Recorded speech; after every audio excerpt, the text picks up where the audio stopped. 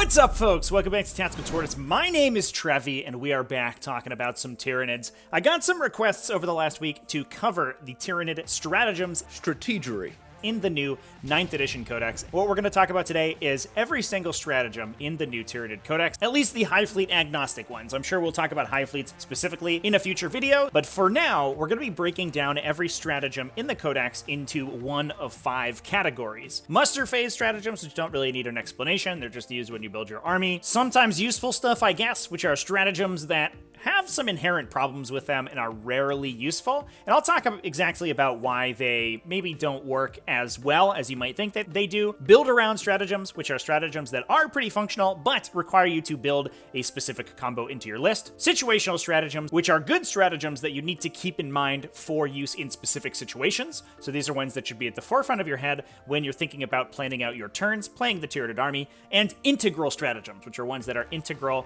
as the name implies, to how the Tyranid army functions. As always, if you enjoy my style of content and my Tyranid videos, go ahead and drop a like on the video, do a subscribe, maybe one of those comment things down below. All those are awesome, really helps out, and I really appreciate it, and it makes me love you, so that's great. So starting with the muster phase stratagem, I'm just gonna gloss over these really quickly. We have rarefied enhancements and Hive Predator. These give you access to additional warlord traits and relics when you build your army, generally up to 2 additional if you're playing a Strike Force game, so a normal 2,000 point game of Warhammer 40k. This is pretty easy. You spend a CP, you get an extra relic or warlord trait, bippity boppity boop, we're done.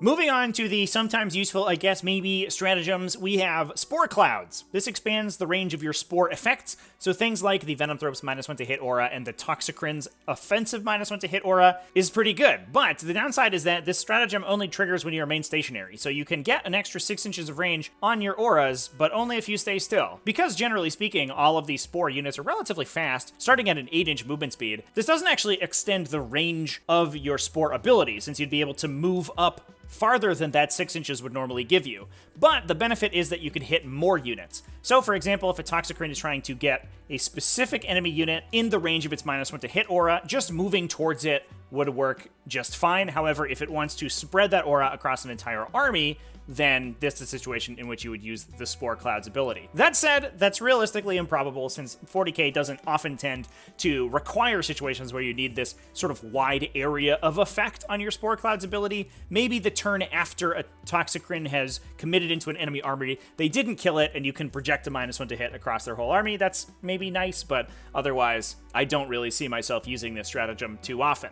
Moving on, we have Subterranean Assault. This allows you to bring your troops out of reserve alongside a Trigon or Trigon Prime. The downside here is that the stratagem can't work on Molochs, which are one of the most playable burrowing units in the Tyranid Codex, and can only transport troop units, so realistically probably warriors, I guess. It also requires you to have paid to strategic reserve those units, meaning you're already 1 or 2 CP in the hole by the time it comes around to use the Subterranean Assault to bring them out of reserve. There are going to be situations in which you can use this to good effect, putting a Tyranid warrior unit or similar in an interesting position, potentially to do actions, but otherwise it's very expensive and restricted to only a couple of units. Psychotropic Venom allows you to impose a leadership and combat attrition penalty in the morale phase on units in engagement range of a Toxicrin or Venom Thrope. The fact that this happens in the morale phase is pretty nice because it allows you to see whether or not your opponent is going to be taking a relevant morale check at the time you use the stratagem, but the fact that it does require you to be in engagement range of one of the Spore Caster units does mean that your opponent has the opportunity to pull out of melee when they suffer casualties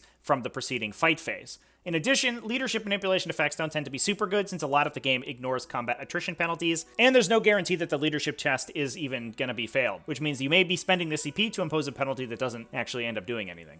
Useful in situations where you can force an auto-fail on a unit outside of a roll of 1 for Insane Bravery, but other than that, I really wouldn't be thinking about this too much. That's similar for the Acid Torrent stratagem, which honestly, I think seems like it might have been misprinted or its mechanics changed in the late stage of the Codex design because the design of the stratagem is hilariously bad. It works on Acid Maw units, which actually only applies to 3 units in the game, and outside the Pyrovore, all of those units have to take the upgrade in order to equip an Acid Maw to even use this stratagem. Also, in all of those units, it can't possibly deal its maximum damage of 6 wounds. Since you roll a d6 for each model equipped with an Acid Maw or 3d6 for a monster, And the Carnifex, which is the only monster that can equip it, only comes in units of 1, meaning it's only going to be rolling 3 dice, so it can only be dealing 3 mortal wounds. And Gene Stealers or Pyrovores can only have 3 or 4 in the unit, meaning you're never going to be rolling the 6 dice required to actually deal 6 mortal wounds. It also triggers before you pile in the fight phase, so your opponent has the opportunity to remove models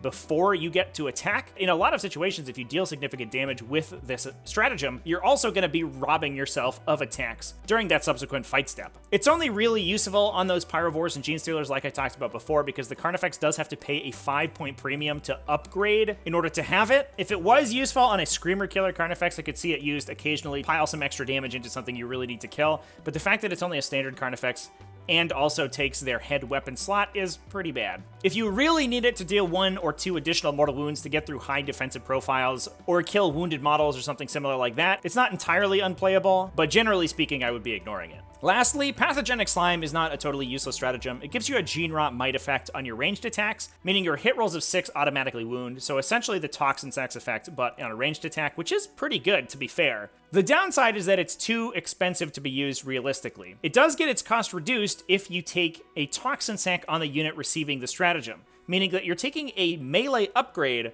on a ranged unit. This means that either you're inefficiently paying CP for the effect on a non-Toxin Sacked unit, or you're inefficiently paying points by upgrading the melee attacks of a unit that's firing a ranged weapon. Either way, it's not a good look, especially for a 2 CP stratagem that only really gets you a minimal effect. Now that's a lot of negativity, so let's talk about some better stratagems and talk about build-around stratagems.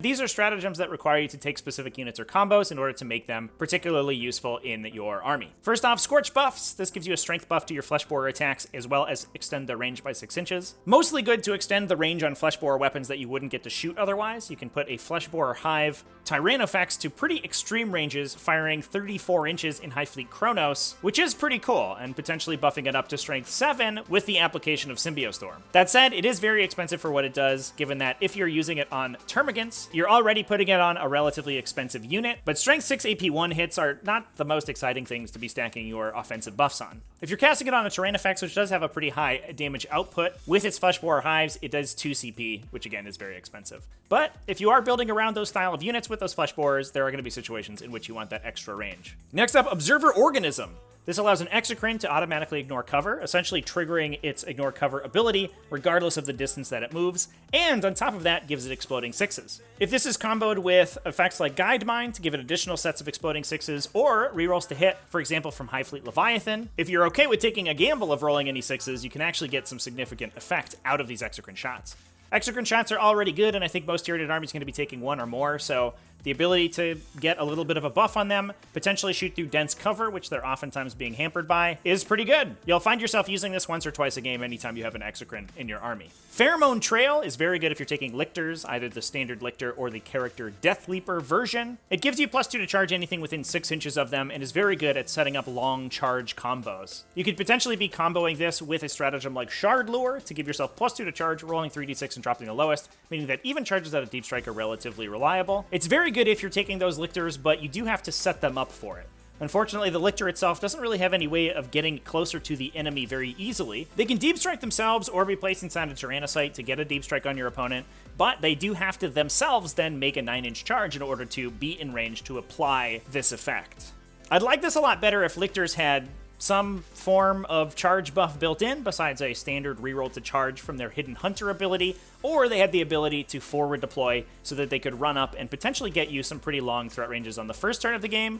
Without those, this stratagem is pretty difficult to use, but it is still good if you have Lictors in your army and you're trying to confirm any relatively long charges. Next up, Enfolding Strike. This is a stratagem keyed to the Parasite of Mortrex. It's point-and-click objective secured removal, meaning that the Parasite of Mortrex is on a 2+, going to be infecting a unit that it moves over with parasites, and as a result, remove its objective secured, which is very useful and oftentimes can steal you objectives away. It's also targetable on characters, so you can potentially be dealing a targeted smite to a particular character unit if you need to finish them off. The biggest downside is when you roll a 1 and the stratagem has no effect. We talked in the Parasite of Mortrex preview video about how inconsistent getting the parasite effect on an enemy unit is with its tail weapon. Fortunately, the chance of infecting a unit with parasites using this stratagem is much higher, meaning that it does actually give the parasited Mortrex a pretty reliable utility within the Tyranid army, which is pretty useful. Parasited Mortrex is not always taken. However, if it is, I think you'll find yourself often using this stratagem. Invisible Hunter is another stratagem keyed to lictors. It allows them to redeploy,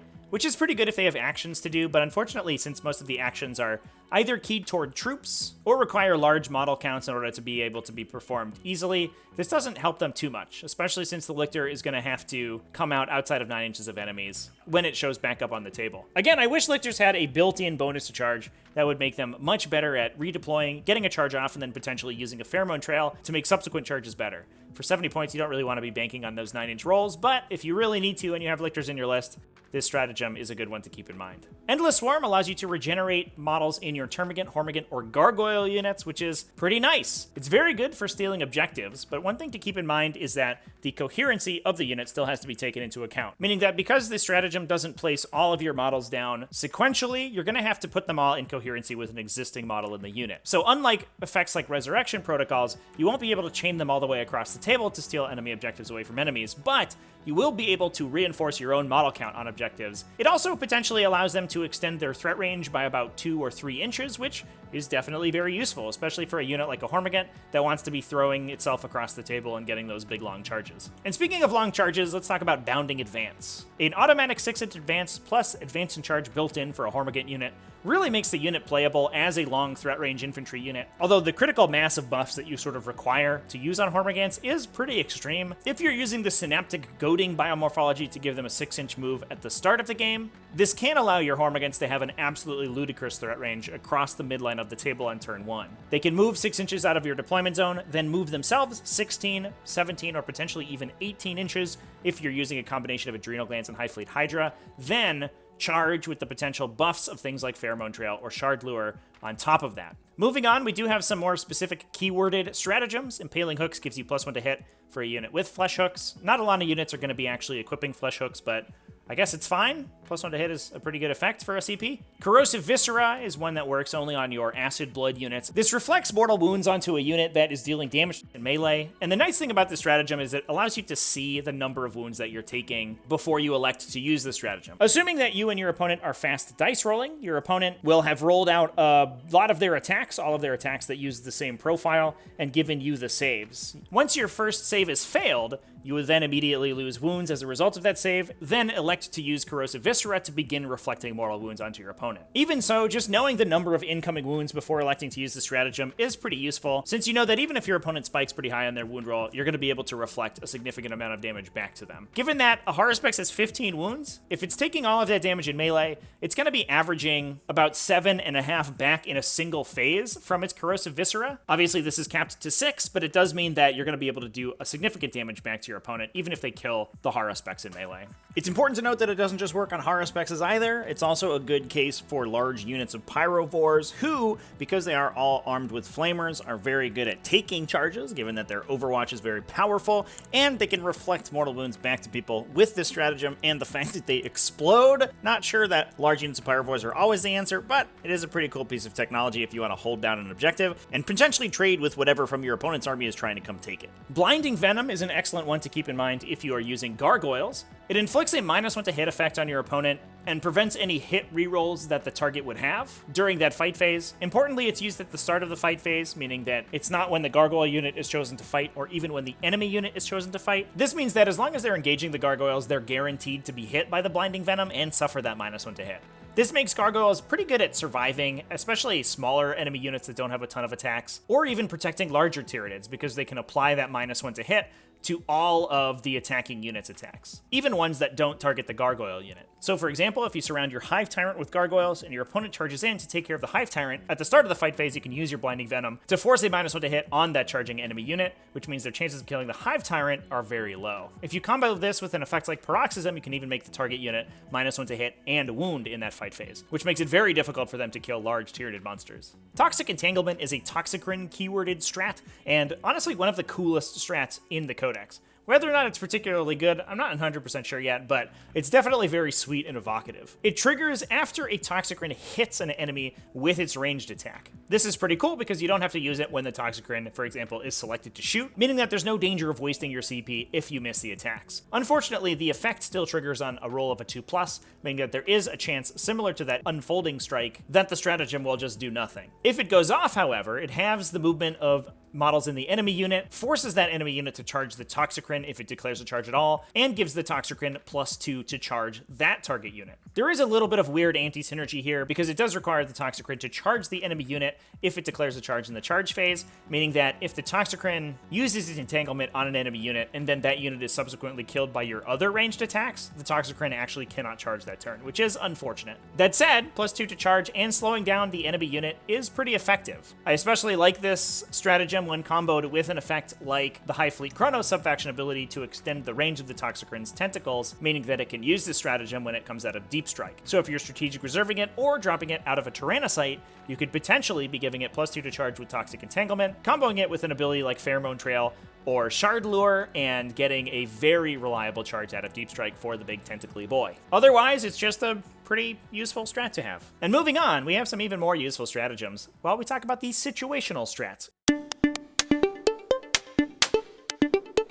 Again, these are stratagems that aren't going to be useful in every game, but will need to be at the forefront of your mind anytime you're playing Tyranids, because they are oftentimes going to be crucial to your game plan. Starting off with Adrenal Surge. This gives you an additional D3 attacks if you're attacking with a monster with adrenal glands, or an extra attack on every model in the unit if it's an infantry unit with adrenal glands. Given that units like Warriors, Carnifexes, and Hive Tyrants, when kitted out for melee, are going to be taking adrenal glands almost every time to give them that additional strength and threat range, this is a super useful stratagem.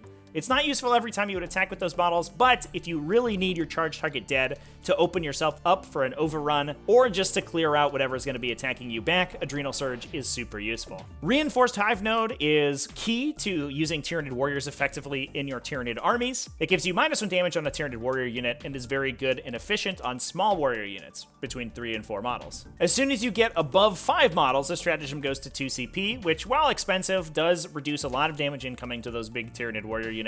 But even your small warrior units that are standing on an objective and objective securing it away from your opponent, keeping even 1 model in that unit alive is a big deal, especially if it's a Venom Cannon model or has a lot of melee attacks from Bone Swords or Scything Talons. This stratagem is often crucial for keeping the objectives under your control, even under enemy fire, and is going to be very useful if you are playing Tyranid Warriors in your army. Death Frenzy allows your characters to fight when they die, and if they are a monster, does return them to top bracket. Super useful if your characters, especially your melee Hive Tyrants, do go down, because sometimes your opponent does eventually get to grips with them and are able to pull them out. Given how powerful those characters are, for 2 CP, getting an extra attack activation out of them before they're removed from the table is pretty useful. Although one thing to keep in mind is that they can't do this if they've attacked earlier in the fight phase, and it also replaces any other death-triggered effect. So for example, Death Throws won't trigger when you use your Death Frenzy. Still, getting a bunch of 3 damage attacks with additional effects on them for a monstrous Bone Sword Hive Tyrant, for example, is going to be worth that 2 CP. Instinctive Rampage is another super cool stratagem, and I feel like a baked-in bonus for taking Tyrant Guard. This is a huge buff for Tyrant Guard, giving them +1 to hit,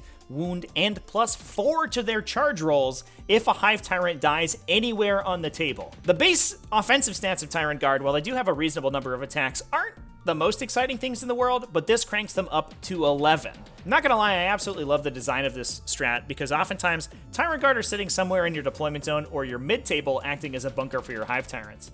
Especially if winged Hive Tyrants move aggressively out of the table and accidentally get killed, Instinctive Rampage gives those Tyrant Guard the ability to now threaten the center of the table with that huge charge bonus. That means that even if all your Hive Tyrants have been removed over the course of the game, your Tyrant Guard are still going to be able to clean up in the late game for only 1 CP. This stratagem is awesome if you have the CP to spare and your Hive Tyrants do go down somewhere in the mid to late game. Synaptic Channeling is a very useful stratagem that allows a caster to know all of the powers from the other units in your army. This is especially good when certain casters that have important powers are doing psychic actions and wouldn't be able to use those powers when you need them. You can allow another caster to know all of the powers that everyone on the table knows, including the caster doing actions, and then continue to gain access to the powers that they have.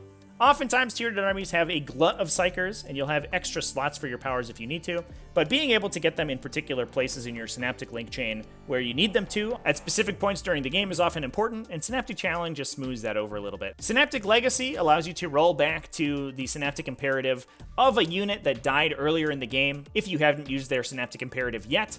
This does require your Warlord to be alive, so if your Warlord does die, that is pretty unfortunate. There's not a ton of situations in which this is super useful, but pulling out a late game Zoanthrope or Maliceptor Imperative to get a strong and vulnerable save, or advance and perform actions, for example, can be crucial in order to pull very close games out. This also helps you out if you have a Synaptic Imperative that's crucial to the design of your army and your opponent is able to single out the Synapse creature that gives you access to that. Having Synaptic Legacy just as an insurance policy to roll back to that ability if you really need to is a pretty good tool to have in the toolbox. Trampling Charge deals mortal wounds on the charge and even extra mortal wounds if you are a Horned Chitin keyworded monster, which notably includes all of the Hive Tyrants. Mortal wounds on the charge are just good, especially if your opponent has high defenses, has wounded models that you can try to pick off with those mortal wounds on the charge, or has a phased wound cap. So for example, a unit like a Catan, which can only take 3 wounds per phase, could potentially be taking 3 wounds in the charge phase before your Tyranid monster gets to go attack them in the fight phase. With a single charge, you could potentially be doing a total of 6 damage to a unit like a Catan. Stratagems like this are almost always useful, and this one is very good, especially so if you don't roll the 1 to trigger it. Like a lot of the stratagems that we talked about today, a lot of these stratagems do trigger on a 2+, which is unfortunate. It's a design that I don't tend to love.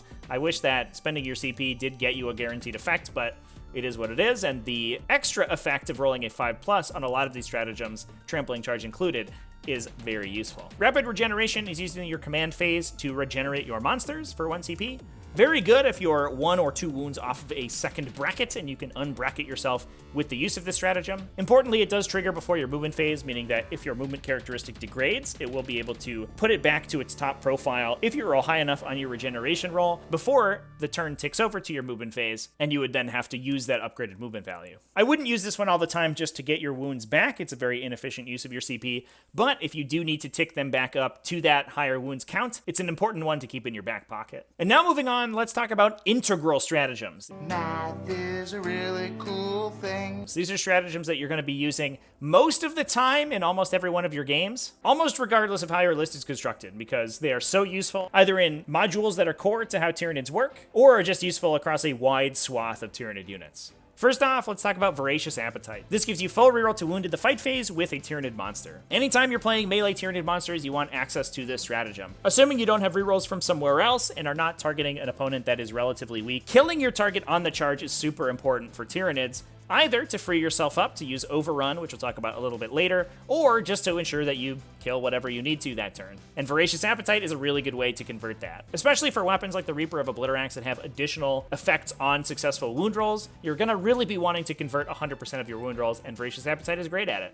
This stratagem is solid gold, and probably 75% of the time you have a Tyranid monster engaged in the fight phase, you're gonna be using it. Indomitable Monstrosity is a transhuman effect, meaning that the target can only be wounded on a 4+, rolls of 1, 2, or 3 automatically fail, that targets monsters when they're targeted by enemy attacks. This effect is super good, especially if you're being hit by high damage anti-tank weapons, and especially excellent if you're not in High Fleet Leviathan. In High Fleet Leviathan, your Synapse monsters, specifically Hive Tyrants, Maliceptors, and anything upgraded to be a Synapse creature with an adaptive physiology, automatically have this effect permanently applied to them, meaning that it is less useful, but it still can be used on your non-Synapse creatures. Power of the Hive Mind allows you to cast again for a CP. This is the core of the Maliceptor combo that we talked about in a previous video, allowing Maliceptors to do a boatload of mortal wounds in the Psychic phase, and it's good to eke extra value out of Psychic phase buff effects like the Neurothrope Imperative or the Warp Siphon Synaptic Link. Allowing a Neurothrope to cast its 2 normal powers in addition to a Smite to heal your Zoanthropes, or Zoanthropes to cast their Smite with all of their extra buffs